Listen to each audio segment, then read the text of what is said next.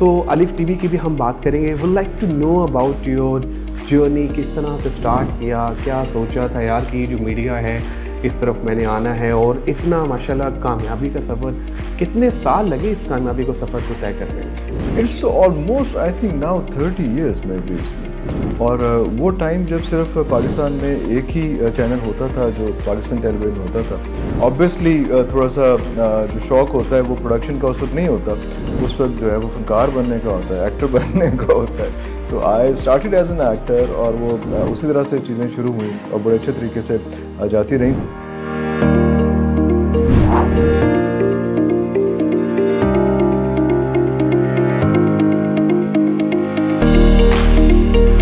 आउज़ बिल्लाहि मिनश शैतानिर रजीम, बिस्मिल्लाहिर रहमानिर रहीम, अल्लाहुम्मा सल्लि व सल्लिम अला सय्यिदिना मुहम्मदिन व आलिहि बिक़दरि हुस्निही व जमालिही व नूरिही व कमालिही। अस्सलाम वालेकुम दोस्तों, हसन रज़ा आज एक दफ़ा फिर आपकी खिदमत में हाजिर है। दोस्तों अब तक के अप्रिसिएशन और अब तक की कोऑपरेशन का बहुत बहुत शुक्रिया। दोस्तों आज मैं आपकी मुलाकात करवाने जा रहा हूँ इरफान असगर से। Irfan Asghar is working as a chief operating officer at Alif TV. और क्या है ये अलिफ टीवी? दोस्तों अलिफ टीवी एक ऐसा चैनल है जो कि एजुकेशन चैनल है, जो कि काम करेगा लोगों की तालीम के ऊपर, जो कि काम करेगा लोगों के ऊपर कि उनकी पर्सनालिटी को किस तरह से बेहतर किया जाए। तो दोस्तों मैं जैसे कि आपको बता रहा था कि 132 फॉर्मेट हैं शोज़ के, लेकिन पाकिस्तान में 3 या 4 फॉर्मेट हैं और सबसे फेमस फॉर्मेट है टॉक शोज़। हम सुबह उठते हैं पॉलिटिक्स देखते हैं, रात को सोते हैं पॉलिटिक्स देखते हैं। दोस्तों इसी के ऊपर काम करने के लिए, एक नए फॉर्मेट पे काम करने के लिए अलिफ टीवी आया है। आइए मिलते हैं अलिफ टीवी के चीफ ऑपरेटिंग ऑफिसर से, इरफान असगर से। Thank you very much Irfan for joining us today. I am super excited कि आज आप हमारे साथ हैं। Welcome on board. It's a pleasure जी। And I am super excited इसलिए कि आज मैं खुद एक बहुत बड़ी शख्सियत का इंटरव्यू करने जा रहा हूँ, जिनको मैं फॉलो भी करता हूँ। माशाल्लाह people are following you on social media और बड़ी कंट्रीब्यूशन रही है। मतलब कोई ऐसा जो मीडिया में कोई ऐसा सेक्शन नहीं है जिस पर आपने काम नहीं किया। स्पोर्ट्स की बात कर लें, शोबिस की बात कर लें, मॉर्निंग शो की बात कर लें, करंट अफेयर्स की बात कर लें, हर माशाल्लाह सेक्शन पे आपने अपने कंट्रीब्यूशन की है। सो अलिफ टीवी की भी हम बात करेंगे। Would like to know about your journey, किस तरह से स्टार्ट किया, क्या सोचा था यार कि जो मीडिया है इस तरफ मैंने आना है, और इतना माशाल्लाह कामयाबी का सफ़र, कितने साल लगे इस कामयाबी को सफ़र को तय करने में? It's almost I think now 30 years में भी उसमें। और वो टाइम जब सिर्फ पाकिस्तान में एक ही चैनल होता था जो पाकिस्तान टेलीविजन होता था, और उसके साथ एक NTM और STN का एक वो हुआ था, उसको हम चैनल कहते थे। बेसिकली वो चैनल नहीं है, वो सिर्फ एक टाइम बाय किया होता था 5-6 घंटे उसमें। तो वहाँ से आई स्टार्टेड। और ऑब्वियसली थोड़ा सा जो शौक़ होता है वो प्रोडक्शन का उस वक्त नहीं होता, उस वक्त जो है वो फनकार बनने का होता है, एक्टर बनने का होता है। तो I started as an actor और वो उसी तरह से चीज़ें शुरू हुई और बड़े अच्छे तरीके से जाती रहीं। लेकिन शायद काम बहुत कम मिला, क्योंकि एक तो जॉनरा सिर्फ यही था कि सिर्फ पाकिस्तान टेलीविजन इस वक्त ड्रामा बना रहा था, चीज़ें बना रहा था। तो फेट जो है वो लेता गया इस जगह पे कि आप जो है प्रोडक्शन साइड पे आ गए। और अब आके मैं फ़ील करता हूँ कि अगर मुझे अपना ऑडिशन उस टाइम पे करना पड़ता तो शायद मैं अपने आप को फेल कर देता, क्योंकि I am not a good actor. Yes production, yes it's my forte. और वो जो है उसने फिर अल्लाह ताला ने भी ऐसी आसानियाँ पैदा की कि वही सारी चीज़ें उन्हीं जगहों पे मैं काम करता रहा। तो it's almost 30 years now. Wow amazing, I think it's a great journey so far, अल्हम्दुलिल्लाह। अच्छा इरफान, अगर आप बात करें तो 30 साल के अंदर आपने बड़ी ट्रांजिशंस जो हैं वो देखी हैं। हमारी मीडिया इंडस्ट्री बड़ी इवॉल्व हुई है। एक जो मुझे लगता है जो हमारे फॉलोअर्स की तरफ से भी एक फीडबैक था, मैं पर्टिकुलरली आपसे पूछना चाहूँगा, जो हमारे ड्रामाज हैं, जो हमारे प्लेज़ हैं, वो पहले बहुत फेमस थे, बड़े देखे जाते थे और हमारा हमसाया मुल्क हमें बड़ा कॉपी करता था।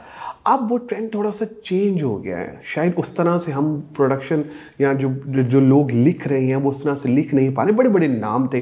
तो आप समझते हैं कि अभी ये एयर ऑफ इम्प्रूवमेंट आ गया है पाकिस्तान में? बिल्कुल इम्प्रूवमेंट बहुत ज़्यादा आई है। और थोड़ा सा मैं आपको इस बात पे चैलेंज करूँगा क्योंकि जिन लोगों के साथ डिस्कशन होती है, और ये क्वेश्चन एक बड़ा कॉमन क्वेश्चन है शोबिस के हवाले से, होता ये है कि उन लोगों ने भी वो ड्रामे वो चीज़ें देखी नहीं होती। पहले ये हो रहा था कि सिर्फ आपके पास, जैसे मैंने कहा कि सिर्फ पीटीवी था या एनटीएम था, 2 चैनल से 3 चैनल हुए, 4 चैनल हुए। इस वक्त जो है कोई 30 के करीब चैनल्स हैं जो एंटरटेनमेंट और इंफोटेनमेंट के इर्द गिर्द खेल रहे हैं, वरना तो 140 के करीब है, लेकिन जो है 30 के करीब। तो आपका जो पाए है प्रोडक्शंस का, वो आपको जो है मेरा ख्याल है कि 1 महीने के अंदर आपको कम से कम 300 ड्रामा चाहिए सबका पेट भरने के लिए। उसमें अच्छी चीज़ भी है, बुरी चीज़ भी है।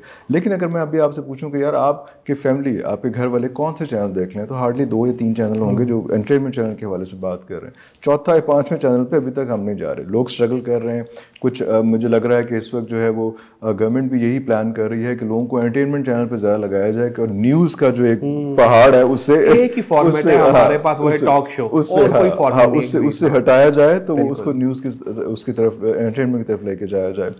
अभी भी इंडिया उसी तरह से फॉलो कर रहा है, अभी भी हमारा म्यूजिक भी इंडिया फॉलो कर रहा है, हमारा ड्रामा भी इंडिया फॉलो कर रहा है, लेकिन ये पाए बहुत बड़ा हो गया हमारा। तो उसमें ए क्लास, बी क्लास, सी क्लास दुनिया भर में भी होते हैं उनका। अगर आप इंडिया का भी देख लें, जिसको हम बार बार मिसाल देते हैं उसकी, तो वहाँ पे भी सारे ड्रामे सुपर हिट नहीं होते, सारी फिल्में सुपर हिट नहीं होती। 950,000 फिल्म बनती है अगर तामिल और बाकी मलयालम की फिल्में वो इंडिया वाला बना ले, उसमें जो है वो साल में सुपर हिट फिल्में जो हैं 2, 3, 4 ही होती हैं, बन बहुत ज़्यादा रही होती हैं। इस तरह से पाकिस्तान में भी जो ड्रामा बन रहा है वो 3-4 ड्रामे जो हैं, अभी आप देखें, एक मुझे बड़ा अच्छा लगा कि अर्तुगरुल से पहले का ड्रामा जो था वो ड्राइंग रूम के अंदर वाला ड्रामा था। अर्तुगरुल ने एक ऐसा चीज़ क्रिएट की कि हमें चैलेंज मिला कि अब अर्तुगरुल के सामने क्या लगाना है। At the same time, I am sorry आपकी बात ज़्यादा टाइम ले रहा हूँ, एट द सेम टाइम एक और सिचुएशन ये क्रिएट हुई कि सोशल मीडिया बहुत इवॉल्व कर गया। अब जो है जिस चैनल ने सिर्फ अपने इश्तहारों से पैसे कमा के आपको, एक प्रोड्यूसर को पैसे देने थे, अब चैनल ने सोशल मीडिया से भी पैसे कमाने हैं। तो वो अब उसका स्केल खुला है। पहले जो वो 5-6 लाख का ड्रामा बना रहा था, अब 10 से 15 लाख का, क्योंकि उसने डिवाइड कर लिया है कि यार 6 लाख मैं चैनल से ले लूंगा और बाकी अमाउंट मुझे सोशल मीडिया से आ जाएगी। तो वो एक स्केल बहुत खुल गया। और अब आप आपका ड्रामा देख रहे हैं तो हर चैनल पे 2-2, 3-3 ड्रामे ऐसे हैं कि यस, हम फख्र से कह सकते हैं कि यार ये हमारे ड्रामे हैं। Wonderful, wonderful. अच्छा, जब मॉर्निंग शोज़ की बात करते हैं तो आपका नाम सबसे पहले हमारे जहन में आता है। बड़ी कंट्रीब्यूशन रही है, मतलब मॉर्निंग शो को लॉन्च करने में, कॉन्सेप्ट लाने में बड़े बड़े नाम, नादिया जमील, नादिया खान को आपने लॉन्च किया। तो कैसा एक्सपीरियंस रहा, क्या क्या डिफ़िकल्टीज़ का सामना करना पड़ा? क्योंकि समटाइम आर्टिस्ट के बड़े बड़े एटीट्यूड्स होते हैं, बड़े प्रॉब्लम्स होते हैं, लोगों के बड़े मसले मसाइल होते हैं। तो जब ऐसे आपके पास लोग आते हैं तो फिर किस तरह से हैंडल करते हैं?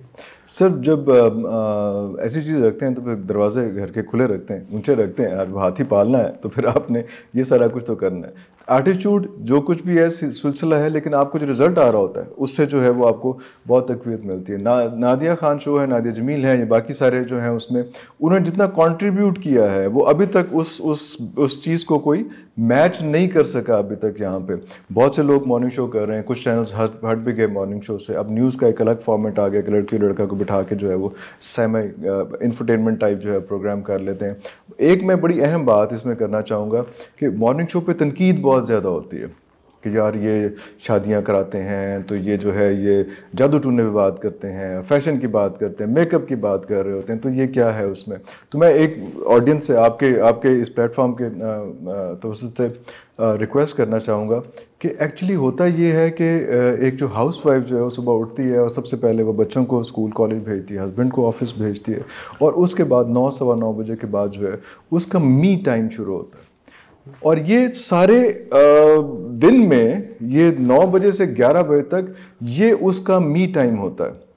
उससे आगे पीछे पहले बच्चे मियाँ होते हैं और 11 बजे के बाद बच्चों के लिए क्या बनाना है, फिर रात को मियाँ के लिए क्या बनाना है। एंड जब वो घर आ जाता है तो हमारी जो हाउस वाइफ होती हैं बेचारी, वो एक मेड का कोई सुपरलेटिव फॉर्म है, लेकिन बेचारी वो इसी तरह से काम कर रही होती है। 9 बजे से 11 बजे उसके पास कोई नहीं होता, उसको कोई सहेली चाहिए होती है और उसको अपनी मर्जी की चीज़ चाहिए होती है। तो उसमें एक औरत की फैंटेसी क्या है, वो यही शादी ब्याह के कपड़े चीज़ें हैं, वही फेशियल मेकअप, मोटी हो गई पतली हो गई चीज़ें हैं, रंग गोरा करना है किस तरह से करना है, या आजकल की औरतें जादू टूना सारा कुछ। तो अगर वो 2 घंटे अगर अपने लिए स्पेंड कर लेती हैं तो यार आपको क्या तबलीग की ज़रूरत है कि 2 घंटे भी हमने तबलीग ही करानी है। वो एक औरत का मी टाइम है, वो एक कैटेगरी ही ऐसी है चैनल की। वो वहाँ पे जो चैनल कर रहे हैं उनको पता है कि वहाँ पे इश्तिहार भी जो है कॉस्मेटिक्स का और डालडा का और इसी किस्म का चलना है, तो वो उस पर तनकीद ना करें। आपने कभी पूछा है जाके, अभी कभी आप भी जाके पूछें अपने, अगर माशाल्लाह अगर आपकी वालदा हयात है तो उनसे पूछें कि कभी आपने अपनी मर्ज़ी का खाना बनाया घर के अंदर? वो कभी अपने बेटे की, अपनी बेटे की, अपने मियाँ की मर्जी का खाना बना रही होती है।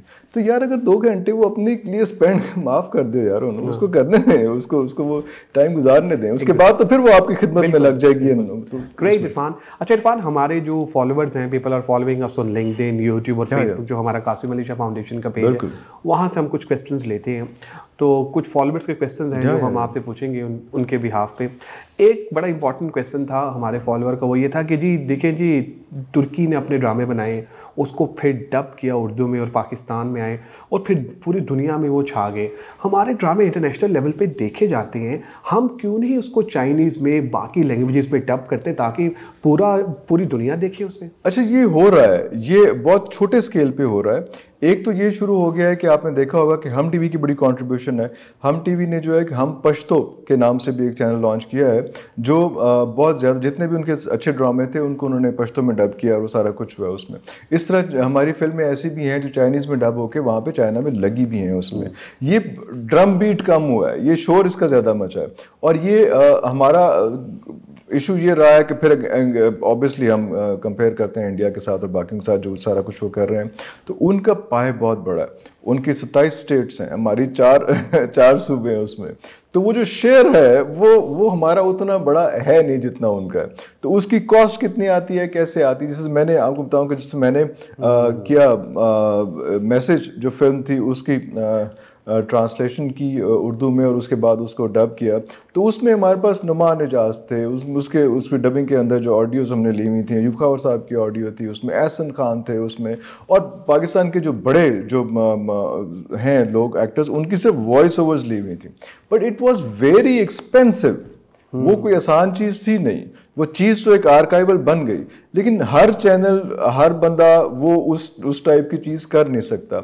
ये एक गवर्नमेंट सेक्टर में एक उस लेवल पे आके, वहाँ पे आके फिर अगर आप कर सकते हैं तो फिर ये बिल्कुल करना चाहिए। और ये आइंदा नस्लों के लिए, और अब क्रॉस बॉर्डर्स जब आप कहते हैं कि 5G है और आपने अब आपकी वॉर ही मीडिया की है, तो और वॉर ही कल्चर्स की है, कल्चर किसी का ख़राब करना है या किसी एक कल्चर ठीक करना है, अपना कल्चर ठीक करना है किसी और के जो आजकल वॉरफेयर चल रहा है। बड़ा इंपॉर्टेंट पॉइंट है, इस पे काम थोड़ा हो रहा है, लेकिन ऐसा नहीं है कि उसको अननोटिस निगलेक्टेड है, मगर वो शेयर बहुत कम है। बिल्कुल सही। एक और हमारे फॉलोअर का क्वेश्चन था, आजकल एक बड़ी जो है वो चल रही है खबर मार्केट में, जावेद अख्तर साहब का उनका विज़िट हुआ यहाँ पे, कुछ उन्होंने कंट्रोवर्शियल चीज़ स्टेटमेंट दी, पाकिस्तान में खलबली सी मची हुई है। आप उस स्टेटमेंट को किस तरह से देखते हैं? मेरा ख्याल है कि बुलाने वालों को भी एहतियात करनी चाहिए थी और आने वाले को भी जो है वो थोड़ा सा, मैं बिल्कुल एक्सपेक्ट नहीं कर रहा था कि वो आके जितने प्यार से, जितनी चाहत से वो आए थे और यहाँ पे इस किस्म का जो है वो बम फोड़ देते उसमें, क्योंकि ये बहस नेवर एंडिंग है और ये वही मसला है, ये वही प्रॉब्लम है, ये वही इशू है जिसकी वजह से हमारा आर्टिस्ट वहाँ पर नहीं जाता और वहाँ के आर्टिस्ट को यहाँ पर आने की कम इजाज़त है। हम तो खैर थोड़े से लीनियंट हैं, हम बुला देते हैं, लेकिन ये आर्टिस्ट के मुंह से ये बात जो है ये उसको ज़ेब नहीं देती। ये वही एग्जैक्टली मसला है जिसने दीवारें खींची हैं, जिसने लाइनें खींची हैं उसमें, और उन्होंने आके बजाय इसके कि उसको आइस ब्रेक करें, उन्होंने साबित कर दिया है कि जो वो कर रहे हैं वो भी ठीक है, जो हम कर रहे हैं, जो गवर्नमेंट कर रही है वो भी ठीक है, हम लोग इकट्ठे नहीं बैठ सकते। हालांकि बड़ा अच्छा टाइम था, बड़ा अच्छा मौका था और हमने बड़ी इज्जत दी, बड़ी रिस्पेक्ट दी और ये एक हमने डोरवे खोलने की कोशिश की, लेकिन उन्होंने बड़ी मेहनत से, बड़ी प्लानिंग से बंद कर दी। बिल्कुल सही। अच्छा, एक हमारे और फॉलोवर हैं, क्योंकि क्वेश्चंस बड़े ज़बरदस्त हैं और आप I don't mind. उनका एक कहना है कि यार देखिए सर, ये सारी कंट्रोवर्सी तो इसमें जो हमारे आर्टिस्ट हैं वो भी एक पेज पे नज़र नहीं आए हैं, यूनिटी नज़र नहीं आए। अगर हम शान की बात करें, शान किसी और तरह से देख रहे हैं, अली ज़फ़र की बात करें, वो किसी और तरह से इस पर्सपेक्टिव को देख रहे हैं, इसी तरह जो भी फेस्टिवल जिन्होंने करवाया उनकी मैनेजमेंट किसी और तरह से देख रही है। तो हमारे आर्टिस्ट जो हम अपने मुल्क में बैठे हैं, हम क्यों नहीं इकट्ठे हो जाते? अच्छा, ये प्रायोरिटीज़ जो हैं वो हमेशा से गलत रही हैं, और अपनी अपनी बहुत अपनी छोटी छोटी जो 1.5 इंच की मस्जिद टाइप जो है वो सिचुएशन रही है। उसमें जो उस इवेंट का हिस्सा था वो उनके हक़ में है, जो जिसको उस इवेंट में नहीं बुलाया गया वो उसके ख़िलाफ़ है। तो ये तो सारा एक बड़ा बड़ा सिंपल सा फॉर्म है। लेकिन यस, एक मौके पे एक सिचुएशन में जो है जहाँ पे कौमियत की और नेशनलिज्म की बात आती है, तो सिर्फ क्रिकेट के मैच में हमें इकट्ठे नहीं होना चाहिए, हमें जो है वो इस पे भी इकट्ठे होना चाहिए। That is a very sad part of story. और यही शायद वो रीजंस हैं कि हम उस तरह से अभी तक एक कौम बन के या एक टीम बन के जो है वो सामने नहीं आ सके। इट्स अ वेरी बिल्कुल सैड सही। Part of story. अच्छा, मैं कुछ रिसर्च कर रहा था तो आप माशाल्लाह स्पोर्ट्स पे भी आपकी बड़ी तज्जिया निगार भी रही हैं और सारी चीज़ें। एक हमारे फॉलोअर का एक क्वेश्चन और था स्पॉट फिक्सिंग से related. I mean it's very important, क्योंकि स्पॉट फिक्सिंग जो है वो पाकिस्तान में आई, उसके बाद हमें काफ़ी प्रॉब्लम्स का इंटरनेशनल लेवल पे भी सामना करना पड़ा और काफ़ी मुश्किलात हुई। पहले तो हमें थोड़ा सा ज़रा हिस्ट्री इसकी बता दें कि स्पॉट फिक्सिंग स्टार्ट कब हुई और बेचारे हमारे पाकिस्तानी किस तरह से फंस गए, क्या बाकी मुल्कों के लोगों ने नहीं की? अच्छा, बाकी लोगों मुल्कों के लोगों को भी सारा ये इनको जुर्माने भी होते रहे, बैन्स भी लगते रहे। स्पॉट फिक्सिंग तो जब से क्रिकेट स्टार्ट हुई है तब से ही साथ साथ जो है, बल्कि अगर ये कहें कि ये इसी सिचुएशन में जो है वो आपस में शर्तें लगा के करने के, स्पोर्ट्स अक्सर इस तरह से होता रहता है, तो वहीं से इवॉल्व हुई चीज़ें और सारा कुछ होता रहा। वो स्पॉट फिक्सिंग का तो हिस्ट्री में जाएंगे तो वो तो एक पूरा अलग चैप्टर है जिस पे हम डिस्कस कर लेंगे। बट पाकिस्तान में स्पेसिफिकली स्पॉट फिक्सिंग क्यों होती है?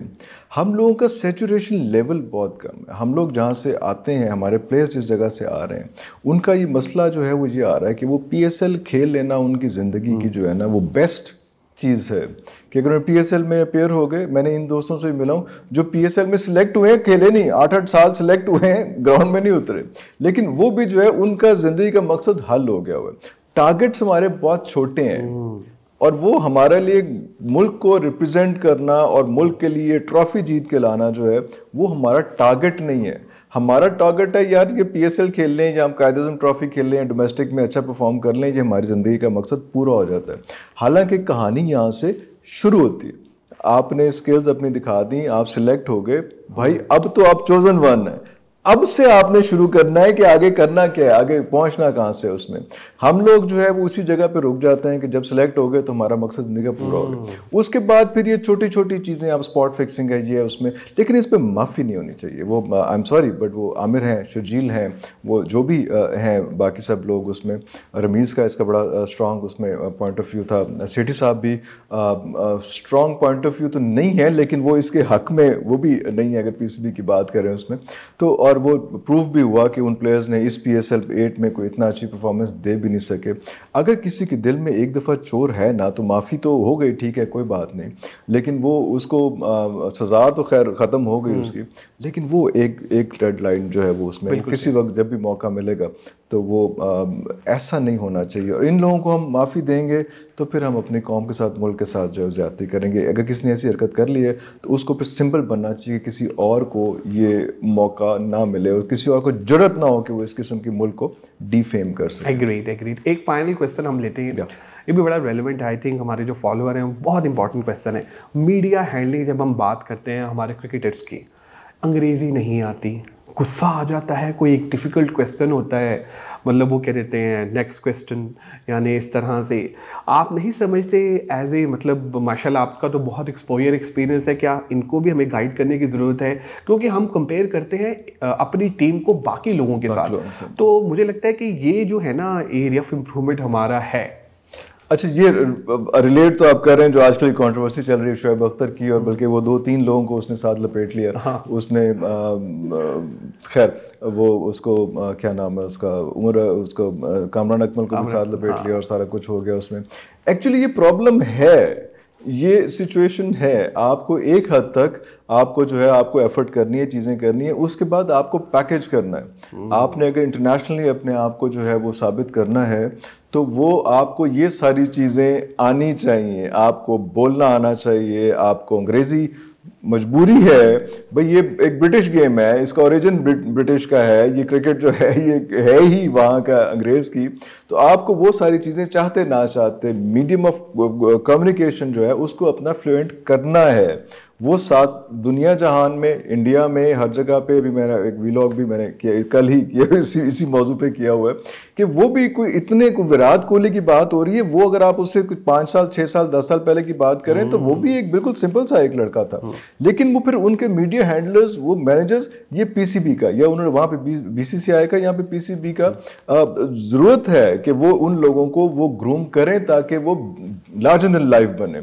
अभी वो एक बहुत बड़ा लैंग्वेज बैरियर है। एट द सेम टाइम ये बिल्कुल पीसीबी को करना चाहिए। अभी मैं ये देख रहा हूँ कि उनके पास साइकेट्रिस्ट भी नहीं है, जो अभी की बात है उसमें। जब हम इस फील्ड में आए और हमने देखना शुरू किया और समझना शुरू किया कि क्या है, तो उसमें साथ साइकेट्रिस्ट भी ट्रेवल करते थे और वो साथ साथ हर मैच से पहले, हर मैच के बाद किस टीम के साथ खेल रहे हैं, आपका स्ट्रेस लेवल क्या है, क्या सिचुएशन है, वो डगआउट में साथ बैठा होता, वो आपको रिलैक्स कर रहा होता था, वो आपको साथ साथ जो है आपको लेके चल रहा होता था।